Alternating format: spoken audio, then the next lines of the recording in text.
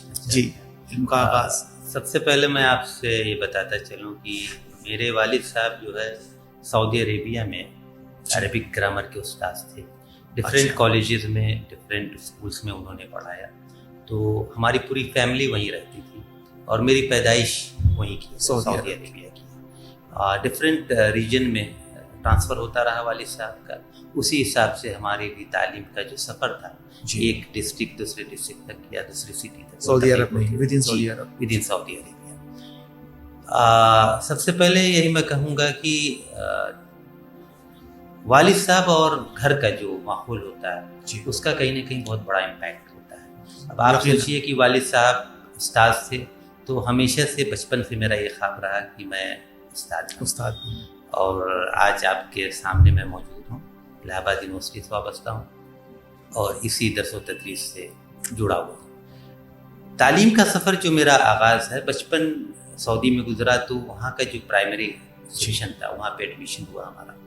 اور وہاں کا جو ہائی اسکول اور انٹر کا جو بیس ہے وہ ایک طرح سے تھوڑا سا ڈفرینٹ ہے ہندوستان کے سسٹم سے. تو 6 سال پرائمری ہوتا ہے اور 3 سال جو ہے وہ ہائی اسکول کہلاتا ہے. اس کے بعد انٹر کہلاتا ہے جو سیکنڈری اسکول کے ایکویلنٹ ہوتا ہے. تو ہائی اسکول انٹر سعودی عربیہ سے کرنے کے بعد ہندوستان واپسی ہوئی اور جامعۃ الفلاح بلریاں گنج اعظم گڑھ میں ایک مدرسہ ہے وہاں 2 سال کے لیے ایڈمیشن ہم لے گیا فضیلت. وہاں سے پھر جامعہ ملیہ اسلامیہ کے لیے رخ کیا جہاں بھی یہ فرسٹ ایئر میں ایڈمیشن ہمارا ہوا عربک سبجیکٹ کے طور عربک آنرس. 1 سال جامعہ ملیہ اسلامیہ میں رہے. اس کے بعد JNU میں اپلائی کیے جواہر لال نہرو یونیورسٹی سے. ہم نے پھر کمپلیٹ کیا اپنا UG PG MPhil اور PhD JNU سے. Professor S.A. رحمان کے انڈر میں ہم نے اپنا ریسرچ کیا. تو ان کا بھی کہیں نہ کہیں ہماری زندگی میں ایک بہت بڑا اثر رہا.